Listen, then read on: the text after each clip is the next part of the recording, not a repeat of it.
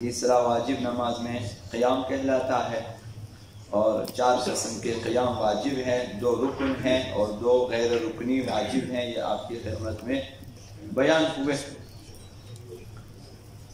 قیام یعنی انسان کھڑے ہو کے نماز پڑھے۔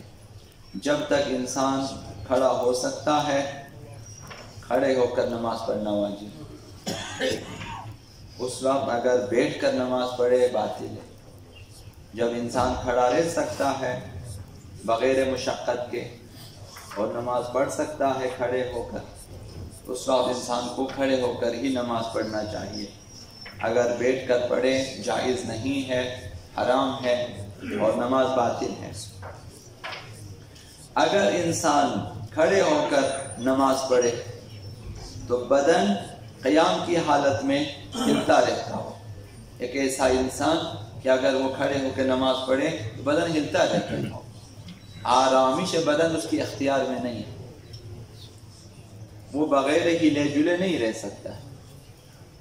بعض لوگوں کو ایسی کمزوری ہوتی ہے یا وہ پھر مجبور ہو جاتا ہے کہ ٹیک لگا کے کھڑے ہو جائیں، یا عصا کے ذریعے یا کسی دیوار کے پاس یا کسی کرسی کو سامنے رکھ کے مثلا دائیں بائیں رکھ کے پکڑ کے اس طرح کھڑے ہو کے نماز پڑھ سکتا ہے۔ بدن ہلتا رہے گا یا ٹیک لگایا ہوگا، اس میں یہ شخص مجبور ہے۔ تو اس صورت میں اسی طرح کھڑے ہو کر نماز پڑھنا واجب ہے۔ ٹیک لگا کے کھڑے ہو جائیں، عصا لے کے بھی کھڑے ہو کے نماز پڑھیں، کرسی وغیرہ ٹیبل وغیرہ پہ ٹیک لگا کے بھی کھڑے ہو کے نماز پڑھیں۔ اگر بغیر مشقت کے یہ کام کر سکتا ہو کھڑے ہو کے نماز پڑھنا واجب ہے۔ اس صورت میں بھی بیٹھ کر نماز پڑھنا صحیح نہیں ہے۔ بیٹھ کر اس وقت نماز پڑھیں گے جب کھڑے ہونے میں مشقت ہو، زیادہ مشقت ہو، تکلیف کا باعث ہو، نہیں رہے اس وقت۔ تو جب تک آپ عصا کے ذریعہ مثلا کھڑے ہو سکتے ہیں، ہلتے جلتے بھی کھڑے ہو سکتے ہیں، تو اسی طرح سے نماز پڑھنا واجب ہے۔ حضرت آیت اللہ سیستانی نے فرمایا مثلا اگر کسی کو کھڑے ہونے کی صورت میں بدن کو تھوڑا سا ٹیڑھا رکھنا پڑتا ہے، بعض لوگوں کے لیے کمر کی تکلیف کی وجہ سے یا مثلا کسی یا فالج کی وجہ سے تھوڑا سا جسم کو ٹیڑھا رکھنا پڑتا ہے، تب بھی لازم ہے اسی طرح نماز پڑھیں، جسم کو ٹیڑھا رکھیں نماز پڑھیں کھڑے ہو کے۔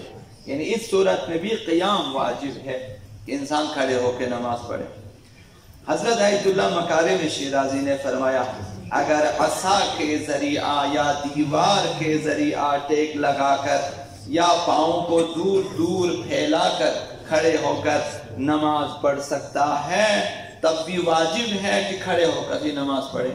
بے شک پیروں کو تھوڑا سا پھیلا کے رکھیں، بے شک آپ عصا لے کے کھڑے ہو جائیں، بے شک آپ دیوار سے ٹیک لگائیں مثلا، تب بھی کھڑے ہو کر نماز پڑھنا واجب ہے، مگر یہ کہ غیر معمولی زحمت کا باعث ہو، تکلیف ہوتی ہے، بعض لوگوں کے گھٹنوں کے لیے مسئلہ ہے، درد ہوتا ہے، کھڑے نہیں رہ سکتے، مشقت ہے، تو اس وقت قیام ساقط ہے، بیٹھ کر نماز پڑھنا چاہیے۔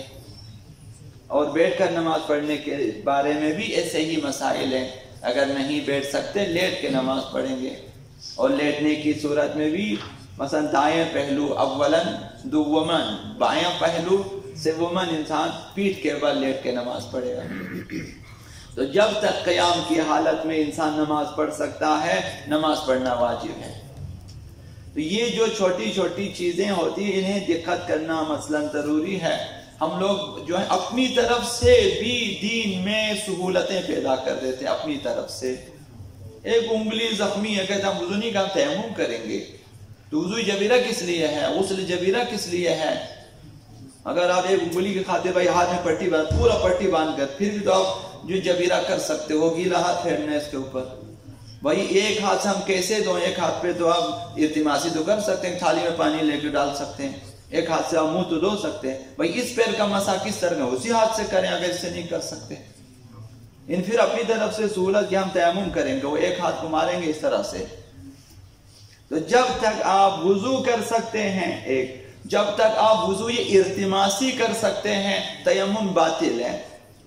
اسی طرح جب تک آپ کھڑے رہ سکتے ہیں ہلتے ہوئے عصا لے کے دیوار کے ساتھ ٹیک لگا کے پیروں کو پھیلا کے، اس وقت تک بیٹھ کر نماز پڑھنا جائز نہیں ہے، باطل ہے۔